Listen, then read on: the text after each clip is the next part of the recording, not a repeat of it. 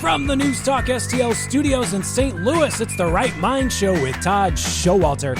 On tonight's episode, Trump's tariffs with John SITILDES, sending war plans over Signal with DARIA NOVAK, and the Right Mind studio band, Mitch Murphy and the Murphy Tones. Now, putting the fun in your dysfunctional world, here's your host, Todd Showalter. Well, I guess hell is finally frozen over, hasn't it? What? It's only happy days are here again for me, but... Happy days. No, hell, hell is frozen over, my friend. Okay. Ask me why. Why is that? Because our picture is finally on the station wall. How many years has it been? Two? Like a billion. 2.5? Like a billion and a half, maybe. But finally, now, granted, we're at the very bottom corner, kind of like the Hollywood squares that we're not, but we are finally on the station wall. So anybody that comes in to visit NewsTalkSTL and has to sit in the lobby for any extended period of time can see you and Moa, that's me, on the station wall. Isn't that nice? So hell froze over. You mentioned Hollywood Squares, and now that I think about it, Vic is in the middle, and he has a very Bruce Valanche-esque body to him. Did they cover his nipple? Yeah, they did. It was really perky that day. It was cold in the studio. It's just it's time for an end to this disrespect around the station. I know. Let me tell you something that happened that really got my goat the other day. Yes. There's this who's going to have a radio show. Well, he's the guy that can't remember my name, even though he's constantly asking me to draw him cartoons. So they gave him, the guy who disrespects Todd every day, a radio show. And guess what? He is actually going to record during our show in the exact same studio at the exact same time. They said, yeah, bring him in noon to 2 on Thursdays. There's nothing going on. No. Oh, see, and that is why, once again, I'm starting to take it personally. I mean, it started with not inviting me to any of the parties, and I was kind of put out by that because, again, I didn't want to go, but I just wanted to say no to the invitation. And then I have to wait 1.5 billion years to get our picture on the wall, which is, I think, the most handsome one that they have. And now they're just going to give our recording spot away to who can't remember my name, even though he asked me every other minute to draw him a dang cartoon, like I'm a cartoon monkey. And I want everyone to know this is an edit point for me, the producer. This is top secret information. Yeah, please. So every time we said that guy's name, you heard a beep. But I had to censor it out. It's not for public consumption yet. No, we can't tell anybody that. But he knows who he is. He knows who he is. Oh, boy. And with it being opening day for the Cardinal season, that's right. That bad memories were flooding back of the radio broadcasters luncheon that they have at Busch Stadium every year. Don't bring that up, and please. The big boss Joe, he says only employees are invited, and Todd's not an employee. Guess whose picture on the wall? Officially an employee now. Yeah, I am officially on the wall with you, because I said, hey, we're a team, buddy. We are the brothers from another mother that are something else of another. Well, whatever. We're on the wall now. Yeah, I guess, you know what? I guess I can just crash the Cardinal luncheon. By the way, we are recording this on opening day. Big deal. I don't know anybody on the team anymore, okay? And apparently who's the guy? John Mosaic? Is that his name? Mosaic. Okay, apparently like his whole, his whole budget for the team this year is like $20. I mean, he doesn't have any money to spend, or he does have money to spend, and he won't spend it. I don't think Busch Stadium is sold out for the opener. I don't know if the Clydesdales are even showing up because they can't afford somebody to walk behind them and clean up the poop. And so, I mean, I don't even know who's on the team. I mean, do they have any hope this year? There is one hope that I saw. And you ready for this? I'm thinking, yeah. Every single game this year, up top on the Budweiser bar, beers are going to be $5 each. Really? Now, if you're in your seat and someone has to bring it to you, that's usually $13. Right. But if you get your happy little butt and you walk all the way to the top where the views are really bad. Oh, yeah. Because you have to look at our city and then also the Cardinals lose. Gunfire. Beers are only $5. Yeah, you could get whizzed by. Someone could whiz by you then and there. Ooh, $5 beers, though. Well, they probably need those $5 beers to pay for the payroll. That's probably what it is. Is that what it is? Buy a beer and we'll have a second baseman? That type of thing? Maybe, or just drink your cares away. I don't remember. Now, who's still on the team? Is Ozzie Smith still on the team? He is actually going to have his own special day this year. Get out of It's here. Harry Potter night, and they're doing bobbleheads of him dressed as a wizard. Are they going to call it Harry Ozzie? Harry and Ozzie? I don't remember that Harry show. and No, Ozzie. Harry Potter, they had wizard. You're a wizard, Harry. That's how the tie-in goes. I don't get it. I think he's too old to do backflips, though. That could be neat. I'd pay to watch Ozzie Smith do a backflip. What is he about? Breaks his hip right there, and they got to cart him off. There it goes. Yeah, I'll be darned. Given the number 1 sign. Number 1, yeah, that's for sure. You know what? I got to tell you something. I'm a little upset because remember, my wife and I, who I can't bring up on the show, and I just did for the first time today. Mm-hmm. We have our nightly story time, okay, where we turn after dinner. We write each other poetry. No, we don't. But anyway, when we turn in for bed for story time. You say, "Baby, it's time to get tucked. I'm going to tuck you. You can tuck me." I say like, "Hey, baby, why don't you tuck me in? It's tuck me time. Tuck me in. Get a story going." I don't really do that. I think it would creep her out, and then she would scream and call 911. But anyway. So we get there's this show, and it's on Apple, and I keep saying I'm going to cancel that subscription. But finally, there's a show that's on that I've been looking forward to, and it's got that Seth Rogen guy that I really don't like. But I'm Seth Rogen. Marijuana. That was it. That was the impersonation. It was perfect, by the way. It was better than Sean Connery. Anyway. It's called The Studio, and it's like a behind-the-scenes look of like a movie studio thing. And I'm all excited because they debuted the series last night. You're not going to believe it. Remember the Saturday Night Live thing? Mm-hmm. Okay, that I looked forward to. The entire show. It's like this jazz percussion crap, all right? This show... it wasn't Mitch, but some other goof like Mitch obviously was in charge of the music because the entire show is that. Seth Rogen says, I'm going to get stoned. Do you think they put that in the script where it's just typewriter noises? I was so I almost texted you last night, but I know you're in bed too watching stories. And so the whole show, so now I can't watch it. Oh, my goodness. Isn't that a great story? It was about art versus commerce, and that's what you and I struggle with every day. We are artistes. Our whole lives we've tried to be artistes who also need to survive to pay for our kids and our cats. Well, that's the problem. I mean, you have commerce and you have art. There's a reason show business has the word business in it. Do you know what I'm talking about? I know exactly what you're talking about because, it's the 1 for me, 5 for them sort of thing. So you draw a cartoon for yourself. And then one of the producers of the morning show asks you for 5 free ones. Which and then Dare comes by, and Dare says, drug-free is the way to be. Draw us a cartoon. And then they ask for 100, redos. And it's like what? And I've said it before. I mean, am I the cartoon monkey? Am I just supposed – do I have a little cup that says, hey, put a nickel in my cup and I'll draw you a cartoon? You don't go up to other people in other professions and do that. Say you're at a party, okay, and you ran into a doctor and said, hey, can you take my spleen out while you're here tonight? Mm-hmm. I mean, would you do that? I mean, you'd have a little bit of respect for the person's time and just his profession. But people think like because I'm a cartoonist that whenever I'm in their proximity I should just drop my pants and everything else and draw a cartoon. There's a movie that just came out called The Monkey, and I think it is about your life story. Yeah. And it's a Stephen King short story, and it's about this little toy monkey, the ones that play the cymbals.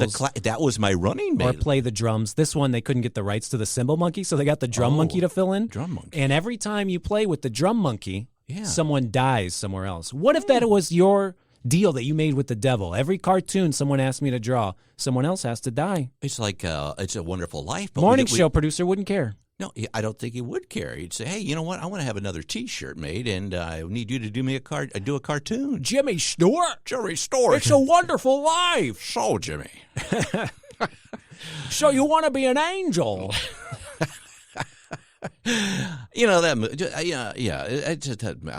a Wonderful Life. We could call it It's Not Such a Wonderful Life. Are you going to any baseball games this season? Speaking of art and commerce, It's a Wonderful Life. They forgot to renew the copyright, lost it. Now anyone can sell that DVD, and that's what's going to happen with these cartoons if we're not careful. Well, I always put a big C after them for a copyright. I noticed that. You put embed stuff into it, microdata. I do. It's like one of those NFTs. But yes, I am going to a Cardinals game, and the one I'm going to go to, I'm going to have all-inclusive box seats. Yeah. And, of course, that means I get to turn my back to the actual game and watch it on a big screen TV while I shove soft serve into my mouth. And that's how baseball was always meant to be.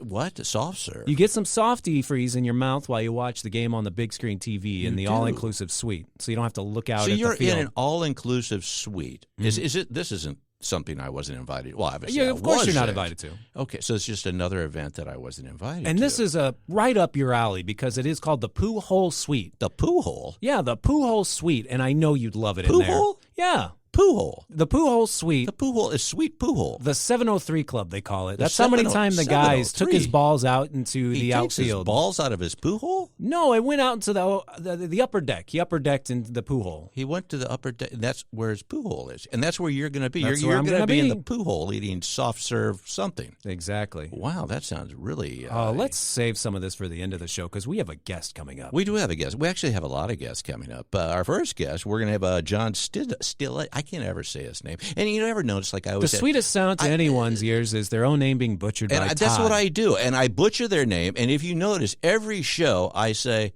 is that how you pronounce your name?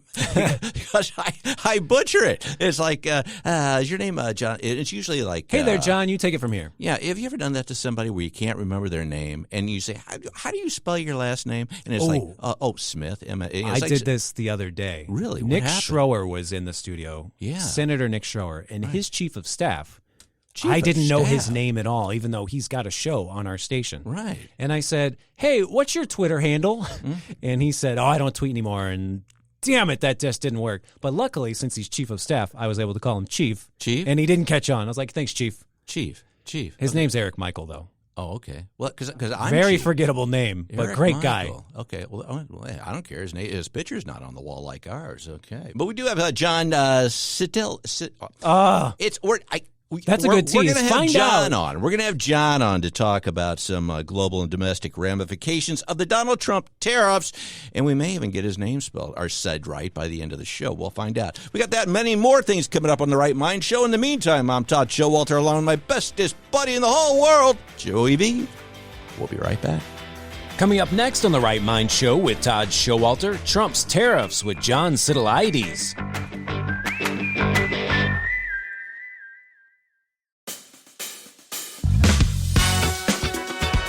Welcome back to the Right Mind Show with Todd Showalter on NewsTalkSTL. And now a man who loves Cardinals baseball so much, he refers to the day his wife gave birth to his son as opening day at Busch Stadium.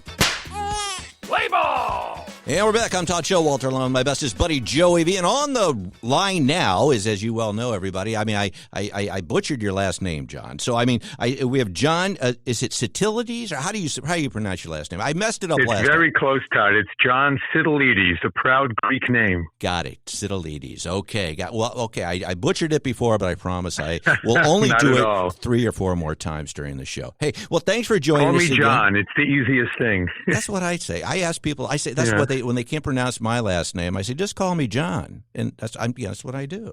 Even though, well, you know what I mean, John. Anyway, moving ahead. I know exactly what you mean. How have you been? Yeah. I mean, first of all, last time you were on, we talked about a lot of foreign policy issues, and we got a lot of that going on right now.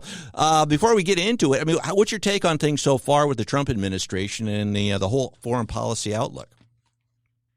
Well, it's certainly a fast and furious agenda, Todd. And, frankly, even here in D.C., it's been challenging for many of us just to follow the energetic pace of foreign policy transformation on so many fronts, right? We're talking about major trade issues with Canada and Mexico, our two longstanding neighbors.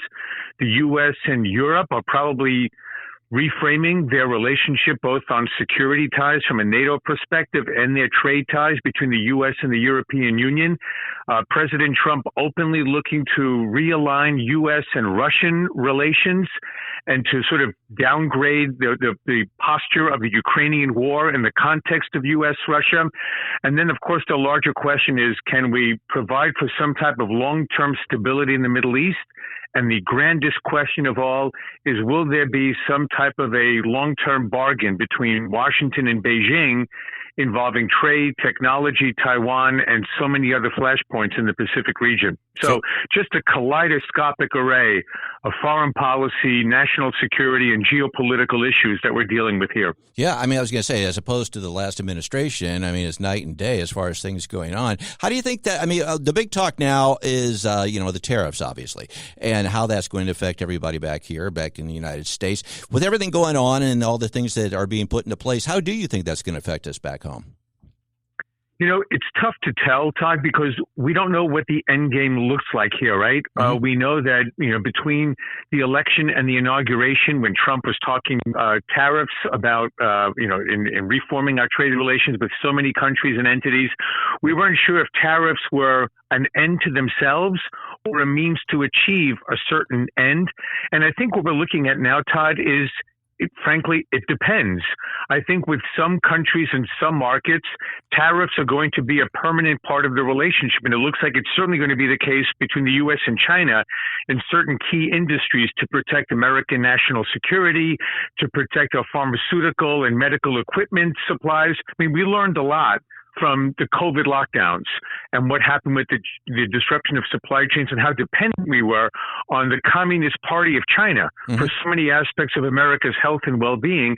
I think in other areas, we're looking to see how we use tariffs to negotiate sort of a more, I don't want to say necessarily fairer, but a sort of a more open market where we have the reciprocity that Trump is talking about, certainly as it pertains to Canada, which is part of a U.S. free trade zone, USMCA, U.S., Mexico, Canada, but which President Trump has made very clear includes some triple-digit tariffs on, say, American dairy and agricultural exports into Canada. Well, that's not very free trade between the U.S. and Canada. So I guess it's going to depend on what President Trump's vision is for our relationship with different countries and with the European Union, and also to try to persuade them to move their blocks in certain directions. And I'll just close this answer with this.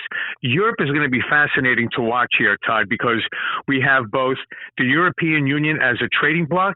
President Trump is looking to reorder our trade relations with specific countries inside the EU, especially Germany, which has run a long-term, almost permanent, massive trade surplus with the United States. And then also looking to see how we move Europe into being more responsible for its own security and defense in the context of a hopeful ceasefire and settlement of the Ukraine situation.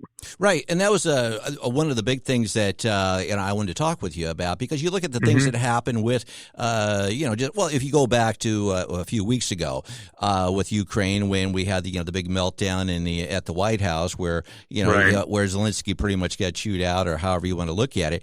The thing is, but I don't think anything is random. I think a lot of that was orchestrated, and I think it had a productive outcome, because it did. I mean, as a result, you do now have Europe and the surrounding countries, that are involved, that could be involved, to stepping up their game. Do you think a lot of this stuff, even including the tariffs, it has people, up in arms?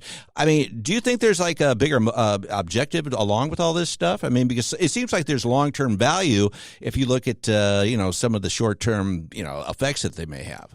That makes sense? Yeah, let's break it down into two parts. One, in terms of the Oval Office implosion, I don't really see any deliberate strategy there. I mean, if you watch the first 40 minutes of that 50-minute episode, you see that Trump and Zelensky got along marvelously. Trump was complimenting the Ukrainian people for their great bravery and courage in defending their country, but talking about how we have to end this senseless killing of hundreds of thousands of young men from Russia and Ukraine. And that Oval Office meeting only took place because all of the deputies on the Washington and Kyiv side had already prepared for Trump and Zelensky to sign that minerals deal. That you don't have an Oval Office meeting to have a debate with the President of the United States in front of the international media. And I think Zelensky made a terrible mistake in going down this rabbit hole and starting to argue that Trump and Vance were foolish in trusting Putin to uphold any aspect of a deal. Basically, that's what he did. And that's really what triggered Vance's response. And then it all went downhill from there. So I think that was completely unplanned. But I think the White House was able to take a bad situation, turn it around. And I think Zelensky realized it's foolish to bite the hand that feeds you and keeps you alive as a nation, right? So he had to come back, eat crow, and now hopefully that's on a better track. But on the tariff situation, Todd, I think you're onto something here. And I think tariffs are part of a larger, almost a reforming of the relationship between the federal government and the American economy. Let me try to sort of spell this out a little bit. Tariffs, as I mentioned before, are going to be used to protect the American economy from nefarious adversaries in certain sectors. But I think also Trump is determined to help rebuild the American industrial base. I mean, we don't build our own ships anymore. We're deficient in our missiles and rockets. We have no capacity today to build up a so-called arsenal of democracy the way we were able to in the early 40s in the event of a war. Mm-hmm. And even if we remain in a peaceful situation, and hopefully there is no war, say, with China, we've hollowed out a manufacturing industrial base, and no great superpower can have an economy based solely on services. We need to be able to manufacture and produce goods using major industrialization. So I think tariffs are part of that. Whatever revenue we generate from those tariffs, hopefully in the hundreds of billions of dollars, can be used to offset the very high federal income taxes. So Trump can see how we lower those income taxes at the personal and the corporate level. And then longer term is to reduce the size of the federal government and get hundreds of thousands, if not 1 million or 1.5 million workers, however many can be done, that's not essential to the federal government, back into the private sector so they are productive members of the American economy and not working off of our tax dollars in ways that don't produce anything of substance for the United States. So I think it's kind of a three-legged approach: tariffs, raise tariffs where necessary, reduce taxes where possible, and reduce the size of the government and enlarge the private sector for a long-term economic benefit. I don't know that it'll succeed, Todd, but if I had to surmise, I don't know what Trump is thinking, but if I had to see where the patterns are taking us, it looks like that's the long-term direction. Yeah, and I agree with it personally. I mean, I've mentioned on other shows, I mean, there is going to be a little bit of discomfort to begin with. I mean, it's kind of, I've said before, it's like a workout program. You're going to be sore and ache in the beginning, but the long-term benefits are going to be great. And I think, there is a long-term plan for it. And one of the things that I'm always amazed about is if you want to call, who is our foe, if you want to say, or I don't know necessarily, I don't like to say enemy, but China would probably, fit that bill. And when you look at all the things that we're reliant on that China for, and I mean, we've got pharmaceuticals. We got all of our antibiotics. We've got chips. We've got all kinds of stuff when it comes to computers and things like that. I mean, so all these things. And if you go and get into a bad situation, don't think that those just won't continue. And if they do continue, they're not going to be something that you'd want to trust. Why do you think it's taken so long for us to? It just seems so logical. Why do you think it's taken so long, aside from price, to start moving things back home and just having a handle on all that? Yeah, that's a great question, Todd. And I think in retrospect, there are many so-called foreign policy experts, both in government and in the private sector for that matter, who realized that perhaps the greatest strategic blunder in modern American diplomatic history was bringing China into the World Trade Organization in 2001, when it had not met the criteria for joining the WTO, nor did we have a mechanism in place to be able to enforce WTO regulations and criteria when China violated those WTO criteria year after year after year with near impunity. So we've enabled the rise of our greatest rival, adversary, and potential enemy. Hopefully we won't get to a conflict in the Indo-Pacific. But I think, when we have consulting giants that are advising American companies that it's okay to outsource your industries and close your factories in the Midwest, open them up in China, because everyone will want cheap TVs and cheap smartphones and whatnot. But we've lost millions of jobs in the United States, and it has harmed our national security beyond just the pharmaceuticals and the antibiotics and the key industries that you cite, Todd. But I think your audience would be shocked to find out how much of our defense industry is dependent on components, materials, small parts, magnets, and the like that are manufactured by Chinese subcontractors to our largest defense contractors in the United States. So the Chinese have already prohibited the sale of certain rare earths, antimony, several months ago, that we need to build nuclear weapons, to produce ammunition, night goggles, and the like. And then they cut off the export of 2 additional rare earths, germanium and gallium, that we need to build out semiconductors and telecommunications infrastructure. So our economy really proceeds right now at the whim of the Chinese Communist Party. And thank goodness so far, the restrictions are very, very limited. But in the event of a diplomatic crisis, watch the curtain drop on many, many key imports that we need for our defense, for our health and medical well-being, and potentially for other critical American industries. Yeah, I agree totally. And again, it's just amazing to me that it's taken so long. I mean, I don't care what it is, but if your enemy is not going to keep supplying you, goods so you can build weapons to fight them with, I mean, it just doesn't make sense. Well, John, I want to thank you for joining. We're out of time, but I wanted to hit on the Panama Canal and a whole bunch of other stuff as well. Can you join us again in the next few weeks or so?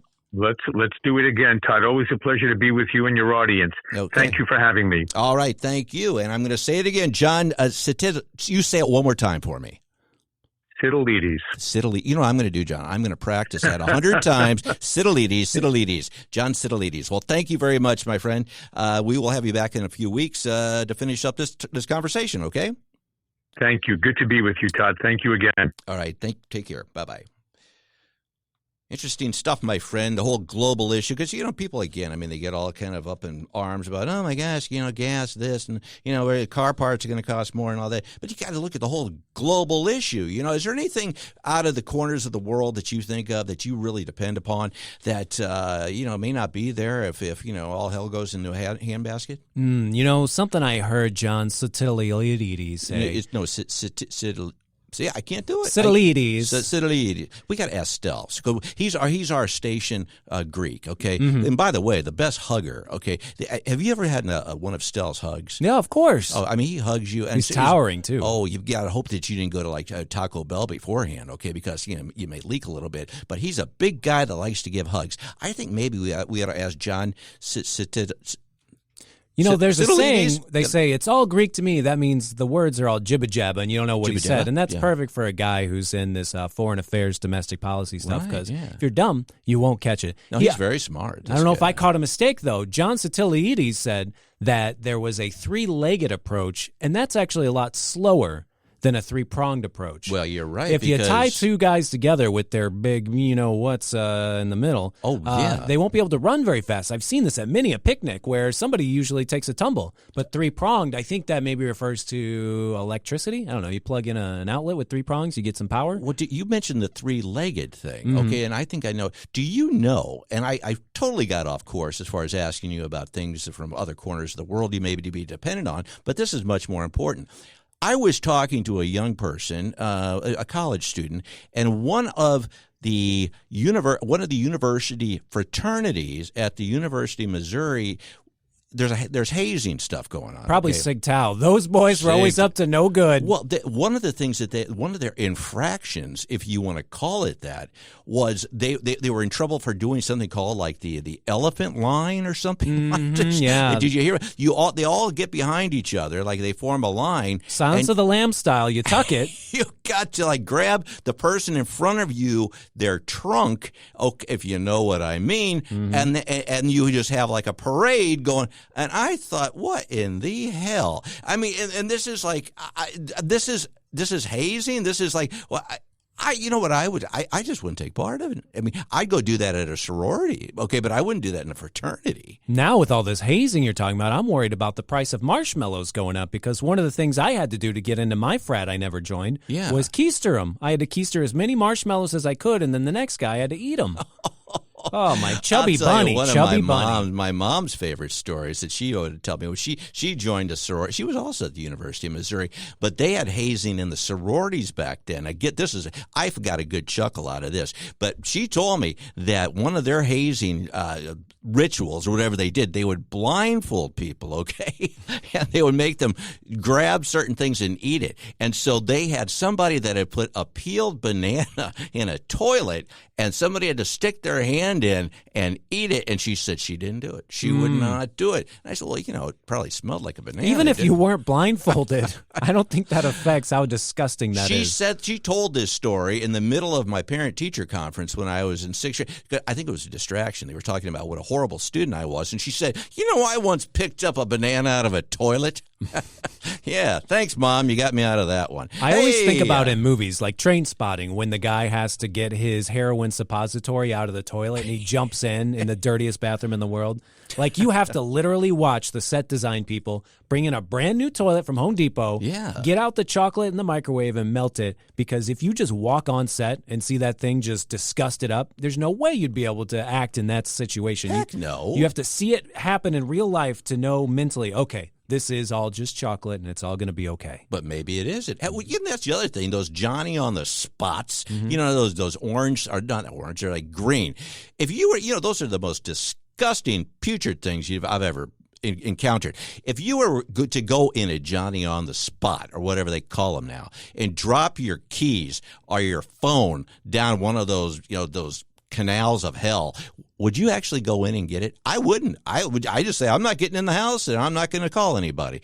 Would you do that? I'd maybe go home and get my little fish net. Not my fish nets, but in my aquarium, my little fish net, and I'd scoop maybe if I was feeling like I really need these keys, but then I can't get in my house because I dropped them in the toilet. Well, I know it's not even a toilet; it's a giant cavern of. It's disgusting. I'd call you on the phone I didn't have and say, "Hey, my keys fell down the Jello the crapper pudding here." Pops down there. Something like that. I don't know, but I do know this. So when we come back, we got Daria Novak joining us. She's always we're all big on the very famous Daria Novak. She's a syndicated radio host. Syndicated radio host. Are we syndicated? Not yet. Well, we're on Saturdays and Sundays. That's a syndication. And our picture's on the wall. Yes, sir. Well, I'm going to lead with that. I'm going to let her ask her if her picture's on the wall. Well, she's got a lot to talk to us about, and we're going to find out what it is when we come back. In the meantime, I'm Todd Showalter, along with my bestest buddy Joey V. This is The Right Mind Show. We'll be right back. Coming up next on The Right Mind Show with Todd Showalter, national security with syndicated radio host Daria Novak.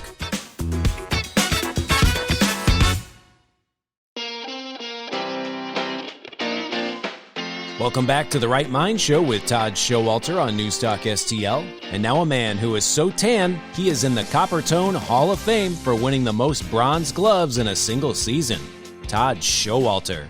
And we're back. I'm Todd Showalter, along with my bestest buddy Joey V. And now on the line is syndicated radio host and a frequent contributor guest on the show, Daria Novak. How are you, Daria? How you been? I'm doing great. That's good. Are you enjoying the Trump administration so far? I am. I am enjoying it. Every day is a celebration. I say every day is Christmas, and people, a neighbor of mine, that's like the joke we have. And every day I run, because I go on my run, and if he's out in his yard, I say, "Hey, Merry Christmas," and the other neighbors don't know what we're talking about, but he does. And well, it's every day is Christmas for me too. Well, that's great. I hope it keeps going. Go ahead. I just have to tell you this. You will love this. I've had a friend for 45 years who was a socialist that I met in graduate school. We stayed casual friends. He called me up and said, I think San Francisco is too conservative. And I'm like, yes, I understand that. And he goes, well, I love what Trump is doing, and I'm changing and becoming a conservative.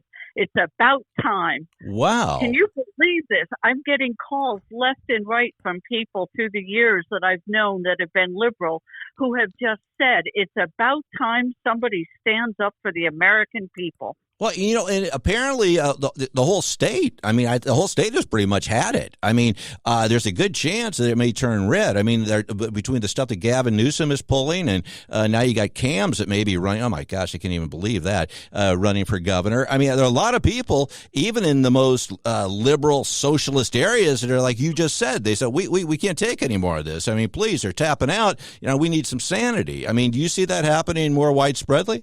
Is that a word? I'm seeing it happening across the country. Governments locally and at the state level are running out of spending other people's money. Yeah. And one of the funniest things, I don't know if it's funny, it's actually kind of pathetic, is that everybody, as you said, a lot of people that were more Democrat and left-leaning are coming to the center or even to the right, but the media won't cover it. The media, as if you were to listen to the media, the mainstream media, that is, nope, it's just still, we hate Trump and this is all wrong. Anybody that still follows the media wouldn't be able to experience the whole vibe that's going on. I think the media is even going to have to break pretty soon. What do you think? I'm already seeing it in certain cases in the media, but the change from people that I've seen around the Northern Virginia and D.C. area, and they're inculcated into this whole big government spending and all that. I've been even talking to government workers that are saying, I may lose my job, but in the long run, it's better for the country.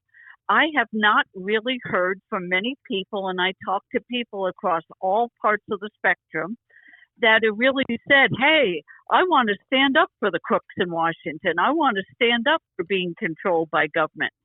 I think they are becoming more awake of what the situation is today. We have a choice. We can fix what's broken and make progress, or we can lose our sovereignty. I agree. And again, it goes back to, you talk about this, the whole Doge issue.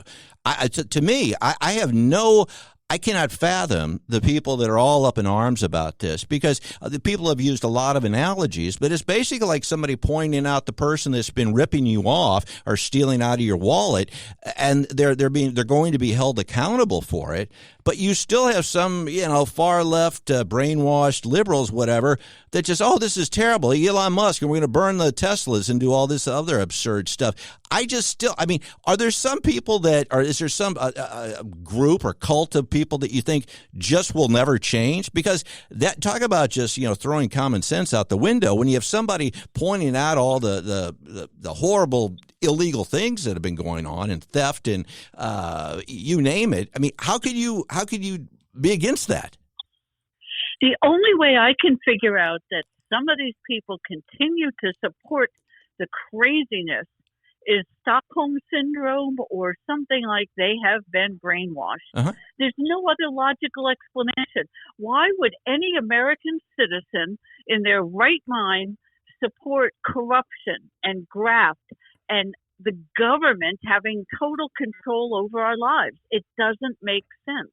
Well, and again, it goes. You hit it on the head there as far as a syndrome, because it reminds me. I'm a big psychology buff, okay, and it's almost like Pavlov's dog, okay. If you mention to some of these brainwashed people, and I don't want to bash our whole segment here, but so it's almost like a conditioned response that if you say Donald Trump, that some of these far left liberals just freak out. And you could say that he's cured cancer, he's going to give you $1 million, say anything you want, but if Donald Trump is associated with it, you have that classical response, that conditioned response, just to freak out and think it's a negative thing. And that's exactly what I think is happening. Because Daria, I really think Trump derangement syndrome, TDS, which it was more of just like a catchphrase, I think it's a real condition, because they have all these things that are going on that are literally helping people, but because Donald Trump is associated with it, it has a negative connotation. It just doesn't make sense. Well, it's very interesting when you talk to somebody who's very liberal, who is supporting Trump derangement syndrome, as you're calling it, and you talk to them about individual items. Do you support freedom? Yes. Do you support limited government involvement in your personal life? Yes. Then you ask them the overall question. Well, if that's what Donald Trump supports and what he is providing the American citizenry, will you support it? Oh, no, I hate Donald Trump. It's like the Teslas. Everybody on the left said, buy a Tesla. Wait a minute. What's happening now?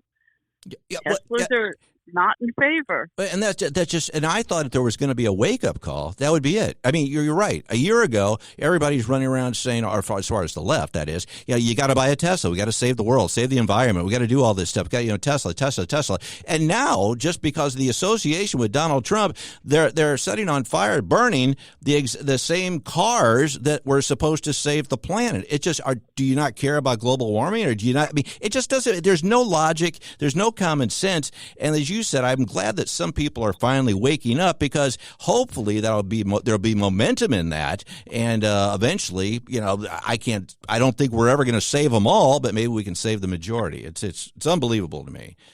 Crazy. Well, you know what? I think I really think that this Tesla issue shows a great deal of difference between the thinking on the right and the thinking on the left. If you look at conservatives and Republicans in general, we will go out and hold up a sign and protest, maybe in front of a Tesla dealership if we don't like it, but legally following the law. What do we see happening on the left today? not about holding up signs. It's about keying cars, setting them on fire, blowing things up. Mm-hmm. This talks to me about the critical differences between the two ends of the spectrum in this country. Well, I think it's a detachment from reality.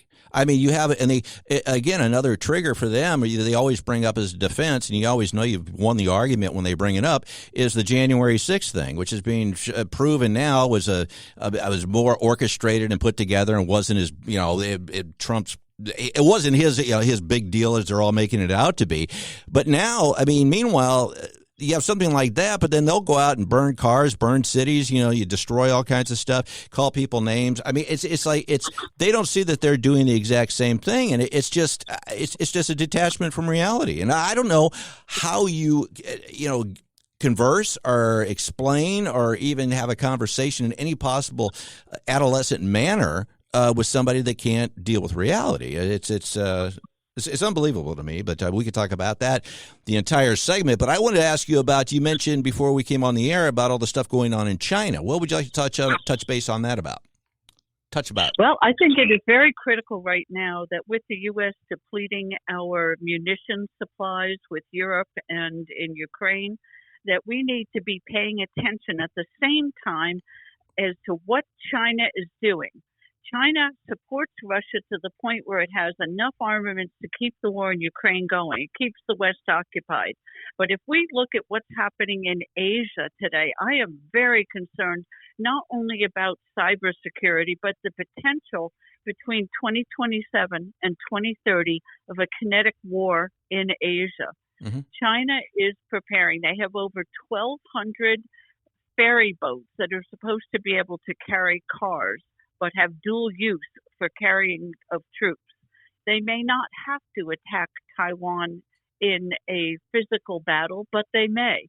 They're cutting communications lines, air, land, and sea. They are moving across literally the entire South China Sea to the point where they're controlling now over 90% of the South China Sea today. That is a huge area for global maritime commerce. We do not have the ability to handle a two-front war if we are dealing with Europe and Ukraine or the Middle East, perhaps, and also Asia. And China knows this. They are very happy to have us distracted by what's going on elsewhere in the world. I am very concerned because China's demographics show that they have a very limited window where they are going to have a strong enough economy and enough of a population to literally carry out the threats. I'm concerned because Xi is getting to the point in time where Chinese leaders want to leave their legacy behind as they age out of office. Yeah. We need to pay attention. I agree, and we were talking earlier in the show with another guest about the same type of thing. We were talking about the tariffs that came up. Why we have to be more self-sufficient here in the U.S.